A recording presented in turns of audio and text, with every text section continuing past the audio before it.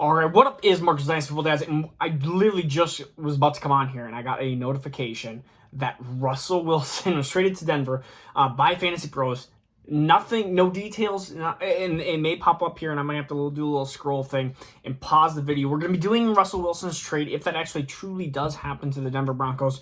We're going through some tag players, one player that was signed, and then a couple players that are going to be pending free agency due to either the cap space or rumored to be free agents.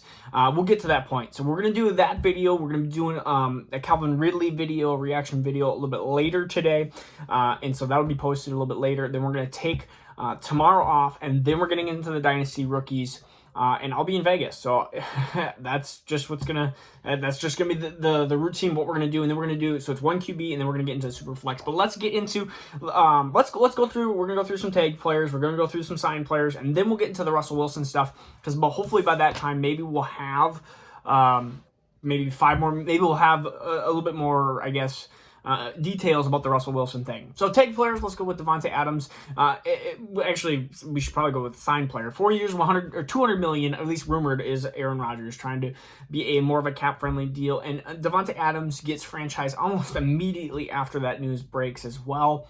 Those two are going to be hand in hand again. Davante Adams does move slightly above in the rankings because it's probably going to be assumed that at least the next 12 months, Davante Adams is going to be a Packer. But you could hypothesize that it's a good chance that he ends his career as a Green Bay Packer.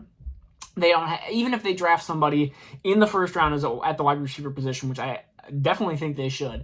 A Jahan Dotson, I don't even think a bigger wide receiver like a Wan'Dale Robinson would even be a not a bad type. Get a couple wide receivers, throw a Sky Moore in maybe that late second, third round. Like, start getting a couple of these wide receivers. Amari Rodgers didn't really show much. So Davante Adams, again, he's gonna concrete himself being a top 6 dynasty wide receiver with this news that he's staying with Aaron Rodgers for at least 12 more months. He's a player that is going to be that kind of league difference type. If you have Adams versus another person has T. Higgins, you're just going to get a ton more points out of Adams the next year, 2, potentially even 3 years into that like 31, 32 age versus you're going to get versus T. Higgins. The next 3 are all tight ends, and then the tags didn't really have this huge breaking news, but you have Mike Gesicki. He had 73 catches, 780 yards, and 2 touchdowns. 2 touchdowns, of course, being low, but you're in that Miami offense. And then you had Dalton Schultz, 78 for 808 and 8 touchdowns. I do like Dalton Schultz as the second tier tight end. If you can't get one of these tight ends, which means Pitts, if I can actually talk, Pitts, Kelsey, especially in redraft, Pitts, Kelsey, and Dynasty Kelsey's lower, Hawkinson, Kittle, Andrews. And it's pretty much, and I would say Andrews, Kittle, and Pitts in Dynasty are in a tier. Then you go into that Kelsey tier, Kelsey, Hawkinson is kind of that their own little area. I would put Schultz right up in there. That I think Schultz is going to have a tight end 7-8 year, especially if Mari Cooper is going to be leaving, which we're going to talk about here soon. I think Dalton Schultz is a good low end tight end 1. It's just, I'm now getting my phone's blowing up with different people, because I sent a photo to my, to a guys group, a really close friend group, and I sent that photo, and all I see people just freaking out, because I don't think they've seen it yet. So I might be the first one breaking that news, and this might be posted, before a lot of people, just because I literally was about to come on here, and all of a sudden I saw Russell Wilson traded the Broncos, which we're going to have to react to that. And Chris Godwin is the only other one, because Njoku doesn't really matter for Dynasty fantasy football, or even fantasy football in general. I don't think he's a relevant signing. I think man, if I can actually talk. Austin Hooper, I don't know why I said Amari. Austin Hooper, because maybe Amari Cooper's on my brain. Austin Hooper is going to be even paid more than Njoku's $10.9 million. Chris Godwin is likely to be franchise tagged. It is not official yet. It says 90%. We've seen things fall apart before, but 90%, I'm just going to say that it's more than likely that, of course, that he's going to be signed there. And if he does, it's a good spot for him. Would I have liked him to go to a more high-powered offense? Probably, but I don't see him losing any value in in this situation. Not tagged or being potentially released is Allen Robinson. He's not being pursued by the Chicago Bears, which is no surprise. I can see Allen Robinson going to many different teams. And I think Allen Robinson is not washed up. I think I've heard a lot of people saying, is he washed? And I would rather have Allen Robinson than many of the wide receivers that are into that lower late first, early second. Like we talk about even Jahan Dotson and Wan'Dale Robinson. We talk about some of these wide receivers, and I would rather have Allen Robinson above those two, any of that type of tier after we're talking about the Jameson Williams and George Pickens. Like anything after that is into that Allen Robinson tier. Is he worth a late first for a contender?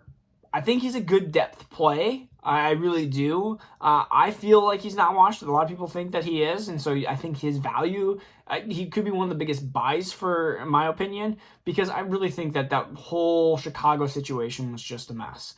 And Amari Cooper is another one that has been rumored to be potentially released by the Dallas Cowboys. They want to make room for Dalton Schultz. They want to make room for Michael Gallup. So those are two big winners, and I think really a big winner in this overall scheme of things is Dak keeping potentially Gallup and keeping for surely his safety outlet in Dalton Schultz. Amari Cooper, though, I could see him still being into that wide receiver 2 in this next year, whether he is a Jet. I think that maybe that's a little bit less likely, whether he's in Miami, which I think is probably the most likely situation. I think the Bucks now with Godwin are kind of locked down on their wide receivers. They're not going to be getting any other wide receiver into that mix. He could be a Lion, which I don't think he'll do, but the Lions need a wide receiver. The Falcons need a wide receiver. So I think really the Falcons and Miami are the two most likely situations for Cooper and even Robinson. I think those are some really good spots. Well, let's talk about Russell Wilson. Let's theoretically say, I don't know what the trade is. Well, let me see. Let me do a little scroll. I want to see if there's any update. No update. I just want to see if there's an update and there's nothing. And let's just say it's all picks, because I truly don't know why Seattle, but Seattle could really have a huge downfall. This is a hit for DK and for Tyler Lockett and DK Metcalf, who I've been outspokenly as a top 10 wide receiver. This will be a big hit for him, depending on what quarterback they get with Chicago. If it's just a 1v1 trade, like one team versus one team, what are they going to get? Drew Lock in return? And that's not going to be enough for Seattle. Though both of those wide receivers are going to take a big hit. On the other contrary side, Courtland Sutton, Jerry Jeudy are both going to have big rises, and you're going to have a big rise from the running game. I think the total offensive game, Seattle has shown to be a really good, they've been a really good run team with Russell Wilson. And I think if you have Javonte, potentially Melvin Gordon, even if it's not Melvin Gordon, if it's somebody else, I think Javonte is going to eat no matter what. And I think Melvin Gordon is a really good, I think he'll have less snaps if he becomes the running back, but you're talking about Jerry Jeudy. I even like Tim Patrick as this kind of wide receiver, boring wide receiver 3, borderline into that kind of like 36, but he's a guy that you can fill in, and he's super cheap, and he's not going to cost you anything, but he's going to be valuable for a team that is contending. Jerry Jeudy rises up a ton, and if you did not watch my video, gosh, a couple weeks ago, I feel like I said Jerry Jeudy and even Courtland Sutton were both being undervalued because Denver is desperate and cannot have Drew Lock or Teddy Bridgewater as their starting quarterback. It was going to either be a rookie quarterback, Kenny Pickett, it was going to be Matt Corral, or it was going to be Aaron Rodgers, Russell Wilson, Mitch Trubisky, somebody better than what they currently have. So those players will immediately rise. And so I saw that was my number one comment. Gosh, I want to say that was like 2 weeks ago. I did a short on that, a minute, saying that was my biggest buy. And I had some people definitely agree with that situation. And I hope that you went out and got him, because good luck trying to get, let's see if they say, pending his physical. Oh, that doesn't help me any. I don't know what's in return. We'll see. Now, there is a situation where one of those wide receivers has to get traded. No, they wouldn't want receivers. I was thinking they got Tyler Lockett and DK Metcalf. Honestly, I feel like this is probably one of those that I'm assuming Drew Lock, a first, and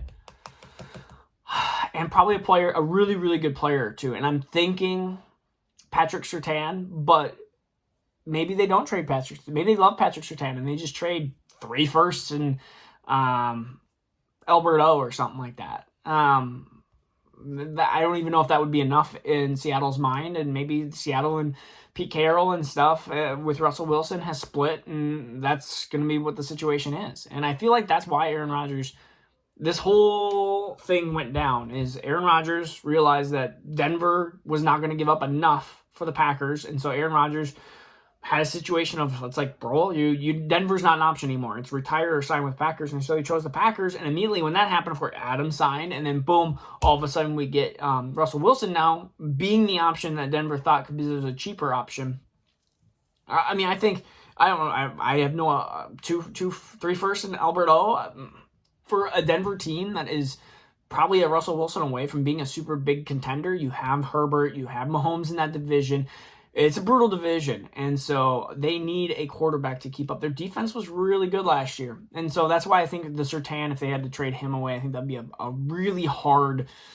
That might have been the sticking point. Honestly, that might have been where the Packers said, "Hey, we want 3 firsts and we want Patrick Surtain," and maybe Denver said no, and that's the situation. And Denver said, no, this is what we're getting. This is what we would get from Wilson. We'll give you the similar offer, maybe a slight increase because it's Rodgers, but we're getting a younger quarterback. And this increases Russell Wilson's value, I believe, because he's going to be still in a really good situation. He's got Javonte, who's a really good pass-catching running back. He's got potentially Melvin Gordon, who's a free agent. Maybe Melvin Gordon doesn't sign there, but then he's got Judy and Patrick and Alberto and Noah Fant. Noah Fant gets an increase here. Noah Fant is going to be probably in that less, but I told you he was still kind of into that cornerstone tight end, being super young, and we forget about him, but I feel like he's into that Dalton Schultz area as well. So, again, this is, super early, but I just came on here, and that's what popped up, and I was like, oh my goodness, I definitely have to react to this.